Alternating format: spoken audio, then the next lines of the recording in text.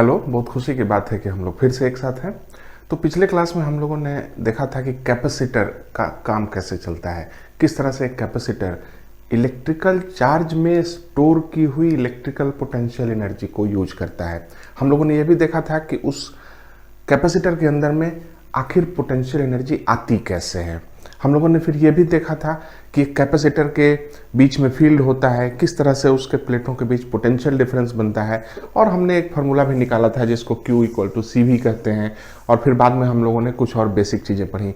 बाद में हम लोगों ने कैपेसिटर की एनर्जी निकाली थी, और तब ये भी देखा था कि जब दो कैपेसिटर्स को मौका दिया जाए तो वो अपनी एनर्जी का लेन देन करते हैं, और वो इस प्रकार से करते हैं ताकि टोटल पोटेंशियल एनर्जी कम हो। ये तो सबकी नेचुरल टेंडेंसी है। कोई भी सिस्टम जब आप उसको मौका देंगे तो वो अपनी पोटेंशियल एनर्जी को हमेशा कम करेगा। तो कैपेसिटर में भी होता है, इसमें कोई आश्चर्य की बात नहीं है। तो ध्यान दीजिएगा कि कैपेसिटर्स को जब मौका देंगे तो अपनी पोटेंशियल एनर्जी कम करते हैं, but at the same time कोई ना कोई दूसरी एनर्जी जरूर बढ़ती है। तो इस तरह से हम लोगों ने काफ़ी एंजॉय किया था पिछले क्लास में, और अब हम लोग उस डिस्कशन को आगे बढ़ाने की स्थिति में हैं। तो आज हम लोग पढ़ेंगे कैपेसिटर्स के कितने टाइप होते हैं, और स्ट्रक्चर वाइज हम लोग पढ़ेंगे स्ट्रक्चर वाइज कितने प्रकार के कैपेसिटर होते हैं, और क्या उनके बारे में कुछ हम लोग कंक्लूड कर सकते हैं या अपने काम की कोई चीज़ निकाल सकते हैं। हम लोग इसी के बारे में पढ़ेंगे। तो चलिए, सबसे पहले हम लोग कैपेसिटर टाइप में सबसे पहला हम लोग पढ़ेंगे parallel plate capacitor. Parallel plate capacitor, parallel plate capacitor, ये दो प्लेट होते हैं सीधे सीधे। देखिए, थियोरेटिकली ये प्लेट की साइज बहुत बड़ी होनी चाहिए, बट प्रैक्टिकली छोटा सा होता है। एक अंगूठे के साइज का भी पैरेलल प्लेट कैपेसिटर आप अक्सर देखेंगे। तो पैरेलल प्लेट कैपेसिटर में दो प्लेटें होती हैं जिनका एरिया A होता है और जिनके बीच का डिस्टेंस D होता है, और इस डिस्टेंस को बहुत कम रखा जाता है। इस पे अगर हम +Q चार्ज रख दें तो इस पे -Q चार्ज रखना पड़ेगा। बाहर वाले प्लेट सिस्टम को अर्थिंग करनी पड़ती है ताकि आप इस बारे में इंश्योर हो जाए कि इधर और इधर कोई चार्ज नहीं है। तो ये एक तरीका है बताने का कि हमने ये अर्थिंग करी है।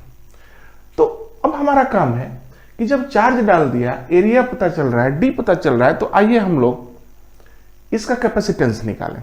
और किसी भी कैपेसिटर का कैपेसिटेंस निकालने का जो तरीका है वो पूरी तरह से फिक्स है। सबसे पहले आप बीच में फील्ड निकालिए, दोनों प्लेटों के बीच का फील्ड निकालिए, और जब दोनों प्लेटों के बीच का फील्ड निकल जाए तो V = E.dr इंटीग्रेशन करके पोटेंशियल डिफरेंस निकालिए, और तब Q/V करिएगा तो C मिल जाएगा। यही तरीका रहा, यानी कि हम सबसे पहले E निकालेंगे।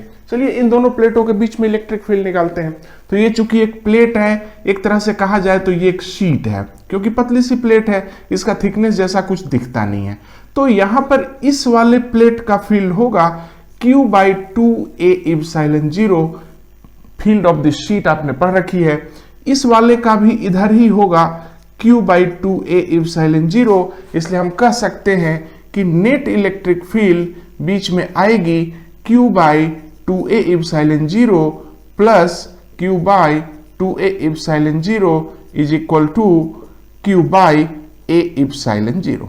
ये हो गया हमारा इलेक्ट्रिक फील्ड। तो दोनों प्लेटों के बीच यही आपका इलेक्ट्रिक फील्ड है, और ये बहुत खास बात है, ये इलेक्ट्रिक फील्ड कांस्टेंट है। ये इलेक्ट्रिक फील्ड यहां से यहां पूरे लोकेशन में ये इलेक्ट्रिक फील्ड कांस्टेंट है। और जब ये इलेक्ट्रिक फील्ड कांस्टेंट है तो हम V निकालते हैं। V होगा -E.dr इंटीग्रेशन D, 0 से D पुट कर दीजिएगा, तो E का फॉर्मूला हुआ Q/ε0A dr integration 0 to D। Minus का कोई बहुत ज्यादा फंक्शन नहीं है, क्योंकि हम पोटेंशियल डिफरेंस निकाल रहे हैं। तो डिफरेंस हमेशा पॉजिटिव ही होता है, ये निगेटिव भी आवे तो कोई फर्क हमें नहीं पड़ता। इसलिए V का फॉर्मूला हुआ Q/ε0A, और ये dr का इंटीग्रेशन R होगा, और D से 0 में ले जाएंगे तो D हो जाएगा। इसलिए V का फॉर्मूला बना Q/d/ε0A। आपने देखा, मैंने V भी निकाल दिया, और जब V एक बार निकल गया तो आपको सीधे Q/V करना है। तो C का फॉर्मूला हुआ Q/V। Q/V को जब आप लिखेंगे तो ε0A/d आएगा।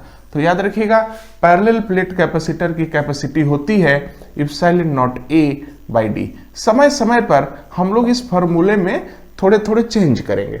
परंतु अभी के लिए आप ये मान के चलिए कि पैरेलल प्लेट कैपेसिटर की कैपेसिटी होती है epsilon not a by D, जहां पर एरिया जो है प्रैक्टिकली कुछ मिलीमीटर स्क्वायर या कुछ सेंटीमीटर स्क्वायर हो जाएगा, और डी का वैल्यू निश्चित रूप से कुछ मिलीमीटर, 1 मिलीमीटर का भी कुछ हिस्सा होता है, बहुत कम होता है। तो इस तरह से आप देख सकते हैं कि हमने पैरेलल प्लेट कैपेसिटर का कैपेसिटेंस निकाला, एनसीईआरटी के सिलेबस में है, आपकी परीक्षा में आ सकता है ये वाला expression epsilon not a by D.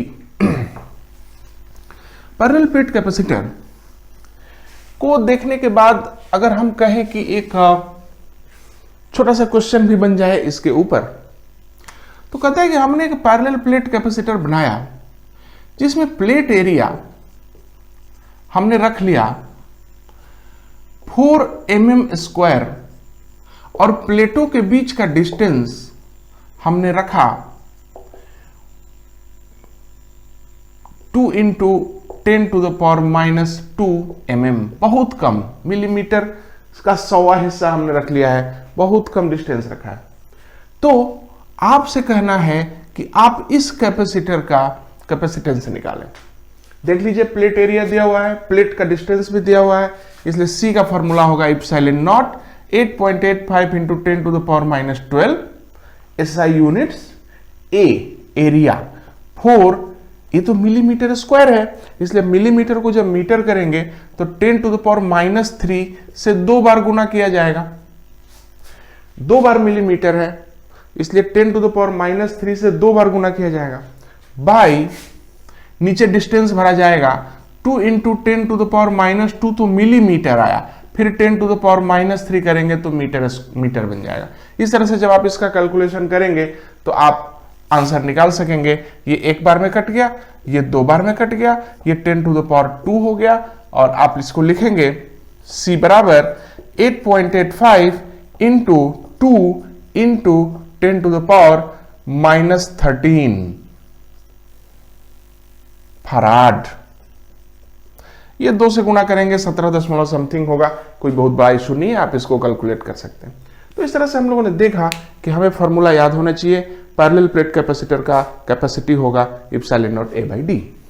आइए अब हम लोग कैपेसिटर का शेप बदल दें, और शेप बदलने के साथ दूसरे नंबर का जो कैपेसिटर आता है वो कैपेसिटर है स्फेरिकल प्लेट कैपेसिटर, बहुत ही इंपॉर्टेंट। लेकिन ध्यान दीजिए कि प्रैक्टिकली ये बहुत सुंदर लगता है और इसके एक्सप्रेशन भी बहुत अच्छे होते हैं, परंतु प्रैक्टिकली ये स्फेरिकल प्लेट कैपेसिटर हमें अक्सर नहीं मिलते। ज्यादातर पैरेलल प्लेट कैपेसिटर होते हैं और सिलिंड्रिकल प्लेट कैपेसिटर होते हैं। तो स्फेरिकल प्लेट कैपेसिटर में ध्यान दीजिए कि 2 स्फेरिकल शेल्स होती हैं, या अंदर एक गोला है एक बाहर गोला है, कंसेंट्रिक स्फेरिकल शेल्स हो सकती है। इसमें मान लीजिए कि यहां पर अंदर वाला रेडियस कैपिटल आर है, बाहर वाला रेडियस अंदर वाला स्मॉल आर है, बाहर वाला कैपिटल आर है। अब हमने इस पर चार्ज Q दिया और इस पर चार्ज -Q दे दिया हमने चार्ज, जो कि आपको देना था, और हमने बाहर वाले कैपेसिटर को अर्थिंग कर दिया। बाहर वाले को अर्थिंग करने से हमने क्या किया, इसको इंश्योर किया कि बाहर वाले सिस्टम पे कोई चार्ज नहीं आएगा। तो ध्यान देंगे कि जैसे ही आप अर्थिंग करेंगे तो ये वाला Q खत्म हो जाएगा। आप जानते हैं ये वाला Q नहीं रहेगा, यहाँ पे कुछ नहीं रहेगा, ये -Q रहेगा और ये 0 रहेगा। ये चीज पहले डिस्कस कर चुके हैं हम लोग, और मैंने एक्सप्रेशन भी निकाला है। अगर किसी सिस्टम की बाहरी दीवार को अर्थ कर दें तो बाहरी दीवार पे चार्ज 0 हो जाएगा, और ये Q का उल्टा इंड्यूस होगा चार्ज, वो इस तरह से बना हुआ। चलिए तो शुरुआत करते हैं हम लोग। इसका फील्ड निकालना पड़ेगा, पहला स्टेप। तो चलिए इन दोनों प्लेटों के बीच में एक ऐसा लोकेशन है जिसको हम X कहते हैं, X लोकेशन पर फील्ड निकालते हैं। तो आप स्फेरिकल शेल का फील्ड जानते हैं, इस वाली के चलते फील्ड होगा Q/4πε0x², लेकिन इस वाले गोले की वजह से फील्ड नहीं होगा, क्योंकि गोले के अंदर फील्ड 0 होती है। तो इस वाले गोले का फील्ड होगा, परंतु इस वाले गोले का फील्ड नहीं बनेगा। ये आपका फील्ड का फॉर्मूला हो गया। अब जब फील्ड मिल गया आपको, तो ध्यान दीजिए कि ये फील्ड वेरिएबल है, उसके जैसा नहीं है पैरेलल प्लेट के जैसा जहां पे फील्ड कांस्टेंट था। ये फील्ड Q/4πε0x² है। तो भी होगा minus E dot D x का इंटीग्रेशन, ई है Q by 4 pi epsilon not x square minus D x, और इसका इंटीग्रेशन कहां से कहां ले जाएंगे भाई, तो यहां से यहां तक ले जाना है, मतलब r से लेके r तक ले जाना है। ये कोई बहुत भारी बात तो नहीं हुई। Minus Q by 4 pi epsilon naught, ध्यान दीजिए कि ये x to the power minus 2 dx है, इंटीग्रेशन है r टू r। ध्यान दीजिए कि ये 1 बाई एक्स स्क्वायर को हमने x to the power minus 2 लिख दिया है, और जब आप इसको इंटीग्रेट करेंगे तो आएगा minus Q by 4 pi epsilon naught. ध्यान दीजिए कि x to the power minus 2 dx का इंटीग्रेशन आएगा x to the power minus 2 plus 1, यानी माइनस 1 बाई एक्स आएगा, r टू r। ये वाले माइनस को हटा दीजिए, इस वाले के साथ हट गया, तो आया q by 4 pi epsilon not 1 by r minus 1 by r, 1 by r minus 1 by r, और इसको आप लिखेंगे q by 4 pi epsilon not, नीचे रहेगा r r, ऊपर रहेगा r माइनस r। तो इसको आप देख सकते हैं कि इस तरह से हमने r माइनस r इसको ट्रीट कर दिया। अब हम लोग यहां पे गौर करेंगे कि v का वैल्यू तो मिल गया, लेकिन हमें क्या चाहिए था, हमें तो c का वैल्यू चाहिए था। तो c बराबर होता है q बाई v को इधर ले जाइए, q बाई v, और बाकियों को उठा के ले आइए, तो 4 pi epsilon not r r by r minus r। याद रखिए कैपेसिटी हुई 4 पाई इप्सिलॉन r, बड़ा रेडियस छोटा रेडियस, बड़ा रेडियस माइनस छोटा रेडियस। तो स्फेरिकल प्लेट कैपेसिटर के बारे में हम लोगों ने यहां पे लिख लिया कि if earthing is done outside, if earthing is done outside, तो कैपेसिटी हुई 4 pi epsilon not r r by r minus r। इसको रटिए, हम लोग इसको लिख लेते हैं, लिख लिया हमने। अब हमने यहां पे देखा कि जब बाहर में अर्थिंग की थी तो कैपेसिटर का कैपेसिटेंस आया 4 pi epsilon not r r by r minus r। यहां पे एक दो चीजें छोटी छोटी हैं जो बहुत महत्वपूर्ण है, ध्यान दीजिए। अगर ये दोनों गोले, अगर ये सिस्टम बहुत बड़ा हो जाए, अगर मैं इसको बहुत बड़ा कर दूं, तो ध्यान दीजिएगा, अगर मैं इसको बहुत बड़ा कर दूं, ये गोला छोटा है, दोनों छोटे हैं, धीरे धीरे बड़े होते होते बहुत बड़े गोले हो गए। अर्थ भी तो बड़ी गोला है, तो अर्थ आपको गोल नजर आती है क्या? नहीं, अर्थ गोला है, परंतु अर्थ इतना बड़ा गोला है कि वो आपको फ्लैट नजर आती है। उसी तरह से हम कह सकते हैं कि अगर इन दोनों की साइज बहुत बड़ा कर दे, if size is very very big, तो ऐसे में ध्यान दीजिएगा कि साइज जब बहुत बड़ा कर दें, ये भी बड़ा हो गया, ये भी बड़ा हो गया, लेकिन दोनों के बीच डिस्टेंस तो d ही रहेगा, इसलिए याद रखिए तो r माइनस r को आप d ही कह सकेंगे। और रही बात r r को, तो चूंकि दोनों बहुत बड़े हो चुके हैं, इसलिए r r को करीब करीब r स्क्वायर लिखा जा सकेगा, क्योंकि अब मान लीजिए कि r जो है 5000 किलोमीटर है, ये वाला 5000 किलोमीटर से 10 सेंटीमीटर कम है, तो करीब करीब बराबर ही हुआ, उसको r स्क्वायर लिखा जा सकेगा। ऐसे में c का फॉर्मूला आएगा 4 pi epsilon not r square by r minus r, इसको करीब करीब आप d कह दीजिए। तो ध्यान दीजिए कि ये 4 पाई r स्क्वायर क्या हुआ, ये उस गोले का बाहरी सरफेस एरिया हुआ, इसलिए आप इसको लिख सकते हैं epsilon not a by d। तो आप क्या देखते हैं कि अगर स्फेरिकल प्लेट बहुत बड़ा हो जाए, तो बहुत बड़ा होने से उसके कैपेसिटी का एक्सप्रेशन घुमा फिरा के पैरेलल प्लेट कैपेसिटर के जैसा दिखने लगता है। तो ये जस्ट एक डिडक्शन है, इसमें आपको सावधानी रखनी चाहिए। दूसरी चीज पे ध्यान दीजिए, तो अगर साइज बहुत बड़ा हो जाए, दोनों गोलों का, बोथ स्फेयर्स का साइज बड़ा हो जाए, तो दूसरे केस में मान लीजिए कि if outer surface, outer sphere ही बहुत बड़ा हो जाए, इज वेरी बिग, अगर आउटर सरफेस बहुत बड़ा हो जाए कि वो इंफिनिटी पे चला जाए, अभी तक हमने दोनों को बढ़ाया था, अब मैं इस छोटे वाले गोले को यहीं रख रहा हूं, बड़े वाले को लेके आगे चला गया, तो ऐसे में क्या होगा कि बड़ा वाला गोला इन्फिनाइट के पास चला जा चुका है, इसलिए c का फॉर्मूला होगा 4 pi epsilon not r r by, ये जो r माइनस r आप लिख रहे हैं, चूंकि बड़ा गोला करीब करीब इंफिनिटी हो चुका है, तो उसमें से स्मॉल आर घटाने से तो कोई फर्क नहीं पड़ेगा, वो करीब करीब आर के ही बराबर रहेगा, और तब ऐसे में ये कट जाएगा, यानी 4 पाई एप्सिलॉन नॉट आर बचेगा। ये अंदर वाले गोले का 4 पाई एप्सिलॉन 0 अंदर वाले गोले का रेडियस यहाँ पे मिला। ये एक्सप्रेशन हम लोग पहले भी निकाल चुके हैं। एक ऐसा गोला जिसमें एक गोला दिख रहा हो और दूसरा गोला नहीं दिख रहा हो, शायद इन्फिनिटी पे हो, तो उस गोले का कैपेसिटी होगा 4 पाई एप्सिलॉन 0 आर।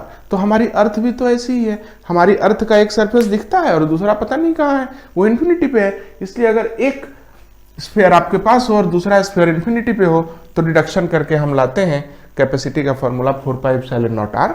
इसमें जब आप अर्थ का वैल्यू पुट करेंगे रेडियस वगैरह का, तो हम लोगों ने पहले भी इसको रिड्यूस किया हुआ है कि 711 माइक्रोफराड वो आ जाएगा। तो इस तरह से अर्थ की कैपेसिटी आप यहाँ पे फिर से निकाल सकते हैं। तो ये हमारा स्फेरिकल प्लेट कैपेसिटर पता चला कि बाहरी प्लेट को अगर हम अर्थिंग कर दें तो कैपेसिटर का कैपेसिटी इतनी होती है।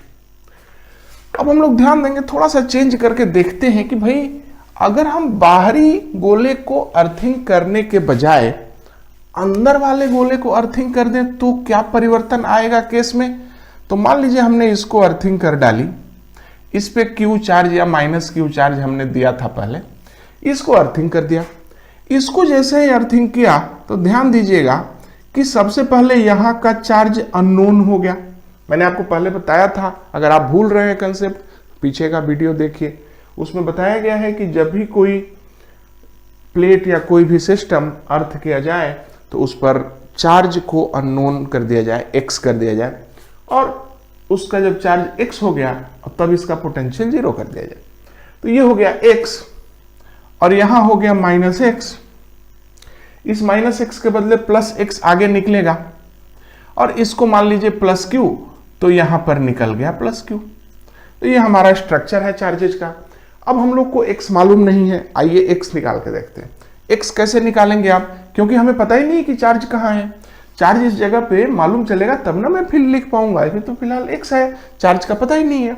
इसलिए सबसे पहले हमें यहाँ पे चार्ज निकालना पड़ेगा, और उस चार्ज की शर्त है कि ये जो अंदर वाला जो स्फीयर है वो चूंकि अर्थ किया हुआ है, इसलिए इस अंदर वाले गोले का जो पोटेंशियल होगा वो 0 होगा।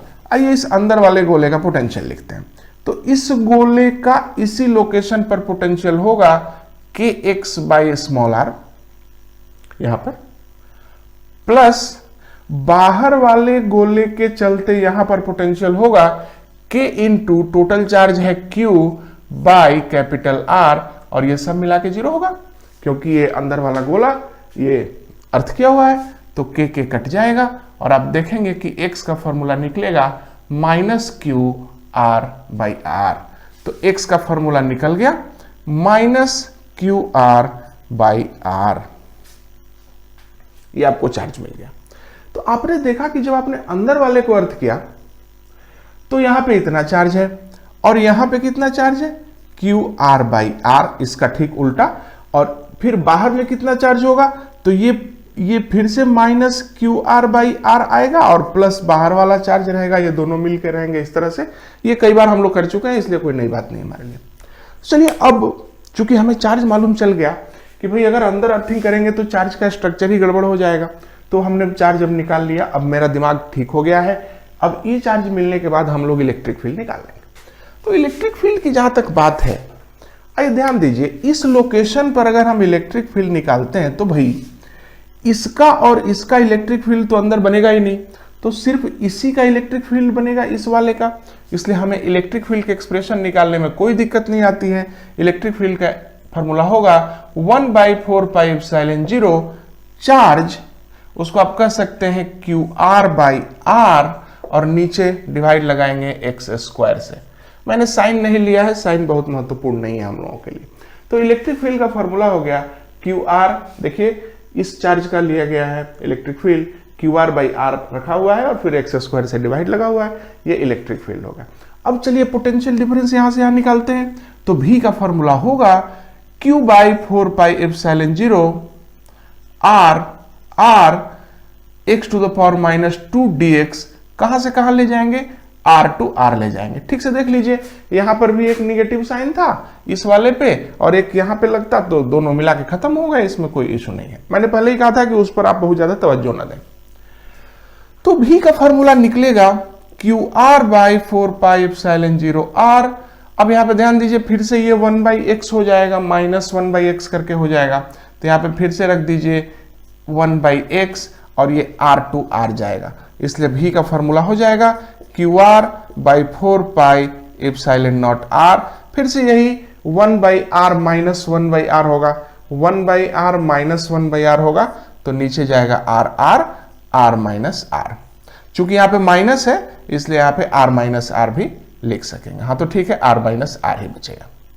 तो ये आपने V का फॉर्मूला निकाला। अब ध्यान दीजिए, तो V है, V निकला और यहाँ पे V में एक R कटता हुआ भी नजर आ रहा है हमें, तो लिख सकते हैं हम V का formula Q by 4πε0 capital R square R minus R।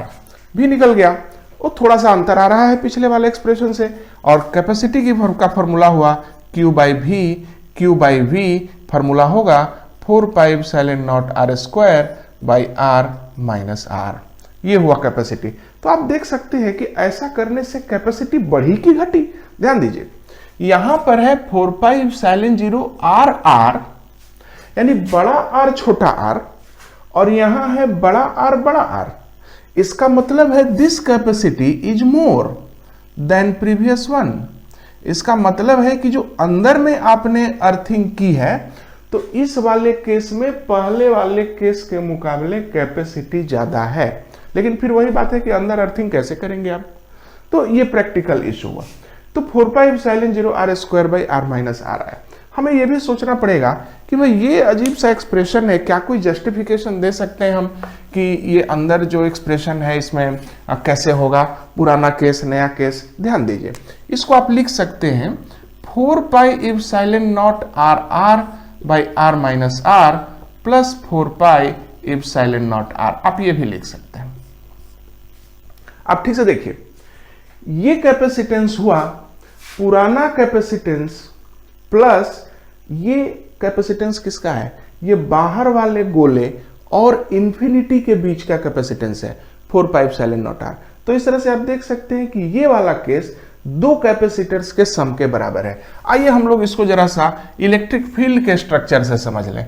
जब बाहर हमने अर्थिंग की तो यहाँ पे Q है, यहाँ माइनस Q है, इस तरह से इलेक्ट्रिक फील्ड का स्ट्रक्चर बनता है। आप देख सकते हैं चूंकि बाहर आपने अर्थिंग की है इसलिए बाहर कोई इलेक्ट्रिक फील्ड लाइन नहीं जाएगी। ये पहला वाला कैपेसिटर है जिसका फॉर्मूला है 4πε0RR by R minus R बराबर C।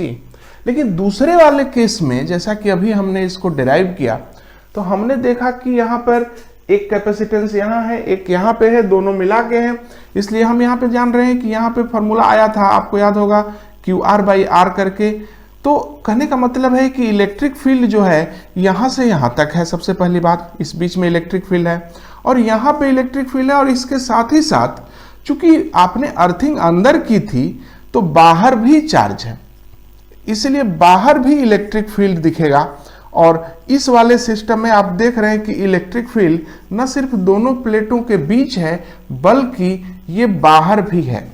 तो आप ध्यान दीजिए कि ये वाला सिस्टम इसके अंदर भी है, तो इस वाले की कैपेसिटी हो गई, इस पार्ट की कैपेसिटी इतनी हो गई, और प्लस बाहर जाकर के इन्फिनाइट तक जाने की कैपेसिटी होती है 4πε0R, जिसको कि हम लोग पहले ही डिस्कस कर चुके हैं। तो इस तरह से आप देख सकते हैं कि इलेक्ट्रिक फील्ड की भी बनावट ये कह रही है कि इस वाले कैपेसिटर में काफी ज्यादा इलेक्ट्रिक फील्ड स्टोर है और इसलिए इसकी कैपेसिटी इसके मुकाबले ज्यादा होगी। परंतु ये अलग बात है कि हम इसको प्रेफर करेंगे प्रैक्टिकल पर्पसेस में। तो इस तरह से हमने देखा कि स्फेरिकल प्लेट कैपेसिटर में किस प्रकार से डेरिवेशन किए जाए। अगर थोड़ा सा चेंज आ जाता है तो एक्सप्रेशन में फर्क पड़ जाता है, एक्सप्रेशन में फर्क पड़ने के साथ उसकी एनालिसिस करनी पड़ती है। मैं आप लोगों को सजेस्ट करना चाहता हूं कि देखिए, फिजिक्स के अंदर कोई भी मैथमेटिकल इक्वेशन जो होता है, मैथमेटिकल इक्वेशन आपसे कुछ कहना चाहता है। आप हर इक्वेशन को देखें, थोड़ी देर आप उसको घूर के देखें, गेज करें उसको, और तब देखें कि तुम कहना क्या चाहते हो, हमें क्या प्रोपोर्शनैलिटी है, थोड़ा ये बदल देंगे तो क्या होगा, वो बदल देंगे तो क्या होगा। इस चीज को जब आप किसी इक्वेशन को 5 मिनट तक देखेंगे और खुद से उसके ऊपर चर्चा करेंगे, ग्राफ वगैरह खींचेंगे, थोड़ा सा कैलकुलेशन करेंगे, तो इक्वेशंस के बारे में, फार्मूलों के बारे में आपका जो आपकी जो मेंटालिटी है वो बदल जाएगी, आपको फार्मूले अच्छे लगने लगेंगे। तो ये मेरी सलाह है कि आप इसको फॉलो करें क्योंकि आप फिजिक्स के स्टूडेंट हैं। तो चलिए, ये हम लोग का स्फेरिकल प्लेट कैपेसिटर हो गया।